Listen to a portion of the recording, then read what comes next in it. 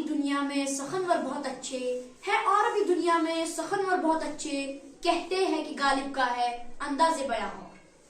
कहा जाता है मुगलों ने दुनिया को दो अजीम चीजें दी जिनकी मिसाल दुनिया में आज तक नहीं देखी गई, ताजमहल और मिर्जा असदुल्ला खान गालिब। तो नाज़रीन, हमारी talk show series little voices great ideas के इस नए शुमारे में आपका खैर मकदम है, और हमारे साथ बैठे हैं हमारे दो नए मेहमान जिनके साथ हम मिर्जा असदुल्ला खान गालिब के बारे में बात करेंगे। पहले हम रुख करते हैं उमैर की तरफ। तो उमैर, हम आपसे मिर्जा असदुल्ला खान की हयात, उनकी जिंदगी के बारे में कुछ जानना चाहेंगे। शुक्रिया ईमान, मुझे मौका देने के लिए। तो जो मिर्जा गालिब है, ये उर्दू के बहुत बड़े शायर माने जाते हैं।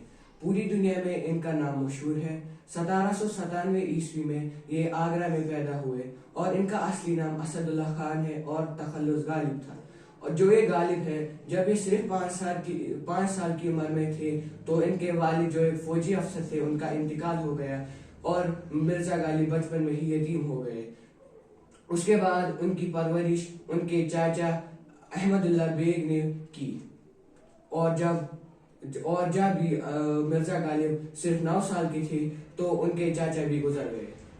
तो उमैर, क्या आप हमें बता सकते हैं कि जब मिर्जा असदुल्ला खान गालिब के चाचा इंतकाल कर गए तो उसके बाद उनकी कफालत और परवरिश किसने की?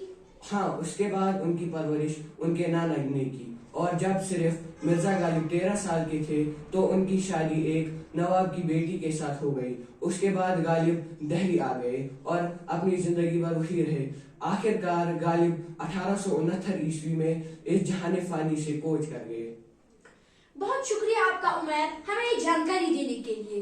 तो नाजरीन, आपने मिर्जा असदुल्ला खान गालिब के शायराना कमालात के बारे में तो सुना होगा, और कहा जाता है कि जब मिर्जा असदुल्ला खान छोटे थे और उनका कलाम उस वक्त के अजीम शायरा में शुमार मीर तकी मीर को दिखाया गया तो उन्होंने मिर्जा गालिब को किसी अच्छे उस्ताद से इस्लाह लेने की सलाह दी और कहा कि वो इस काम में बहुत ज्यादा आगे जाएंगे। तो हम मुखातिब होते हैं हमारे दूसरे मेहमान मीर बुरहान से। तो मीर बुरहान, हम आपसे जानना चाहेंगे कि कैसे थे मिर्जा असदुल्ला खान की शायराना कमालात, उसके बारे में हम आपसे जानना चाहेंगे। हाँ बिल्कुल, और शुक्रिया आपने मुझे मौका दिया बोलने का। गालिब एक दुनिया का एक अजीम शायर माने जाते थे, अगरचे उनकी ज़्यादा शायरी फारसी जुबान में है, लेकिन उनकी शोहरत की बारिश उनकी उर्दू शायरी है। ज़िंदगी का ऐसा कोई मौजू नहीं है जिसको उन्होंने अपनी उर्दू शायरी में पेश न किया हो। गने हयात से लेकर कभी जाना तक और खुदा से लेकर बंदे तक, शराब नोशी और तसव्वुफ, गरज हर तरह के मज़ामीन उनके यहाँ मिलते हैं।